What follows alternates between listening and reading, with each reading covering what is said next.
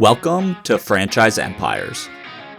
Given your role at Lenscrafters, I can only imagine it really prepared you for what you're now doing at Pearle Vision. So do you want to maybe talk us through, working for Lenscrafters and, how did you even discover Pearle Vision while working at that job? Pearle Vision is a sister company of Lenscrafters. They're both owned at Oh, the time by Luxottica. And so Luxottica, the North American division, owned Lenscrafters, Sunglass Hut, uh, Target Optical, Sears Optical, and Pearle Vision. And at Lenscrafters, which is kind of the crown jewel of that portfolio, had an opportunity to meet a lot of other professionals in some of the other divisions, and struck up a friendship with the guy that headed up Pearle, as well as the head of development at Pearle.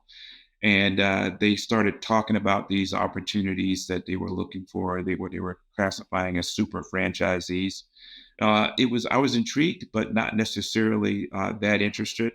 Having gone to West Point, Harvard, McKinsey, I thought my career path was going to be CEO of a Fortune 500 company, if you will. That was kind of yeah. the path that I was on.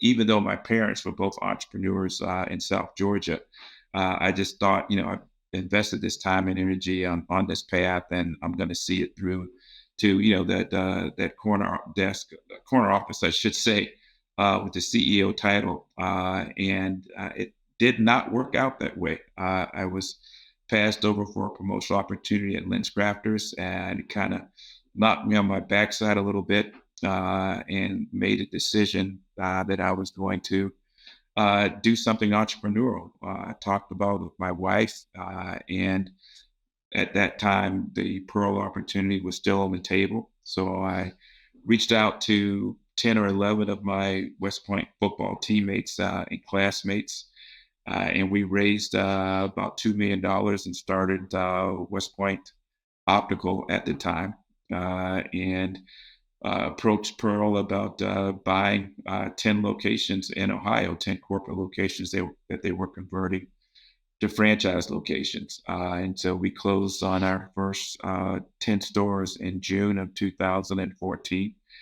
And here we are almost 10 years later, celebrating our 10th anniversary with 88 locations now in 14 states. That's incredible. Wow. A lot to cover there. What geographically, do you live in Ohio? Yeah, we are Okay. in Mason, Ohio. When I took the job with Lenscrafters, Luxottica Retail North America is headquartered in Mason, Ohio, which is about 30, 40 miles north of downtown Cincinnati, on 71 heading up to Columbus, Ohio. And so we, settled into Mason, great school systems. My youngest son wasn't even born yet, from that standpoint, but we were thinking about the opportunity to do some fun and cool things, and that's what led us to deciding that Mason was a great place to raise our family. And so that was how I ended up in Mason, Ohio. Amazing. And do you think did that play into, I'm sure it was nice to be local to the stores that you were looking to acquire, but would that have been a factor? Or would you have, let's say you were acquiring your first location as a franchise owner, somewhere where you need to jump on a flight, would that have been a deal breaker, or were you fine? I don't necessarily know if it would have been a deal breaker. I've been traveling literally all of my professional career.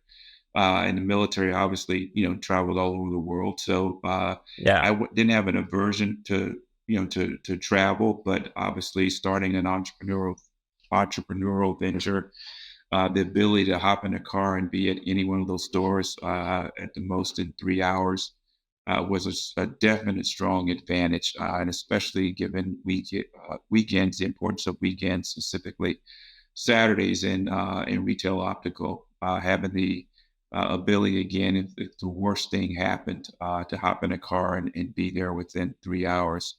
It was certainly led us to kind of make that decision. And we may have made a different decision if we would have had to go to Texas or if we would have had to relocate. But, given starting your own business, especially in a franchise or any own, entrepreneurial endeavor, you're investing so much of your time, energy, and anything you can do remove complexity out of the equation. I would highly recommend and travel adds a degree of complexity that, again, starting with 10 units, it just made sense for us. We didn't have to move in. Ohio was, we had stores there in Cincinnati, Columbus, and Cleveland, and so it was a no-brainer for us. Nice. Yeah. And when you connected with your friends from West Point to raise the money, was there any other capital required, or maybe was there debt included with a bank for seller financing, even from the franchise? Yep.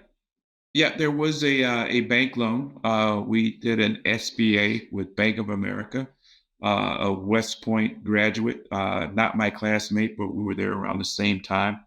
Was pretty high up in Bank of America, and he kind of walked us through the SBA process.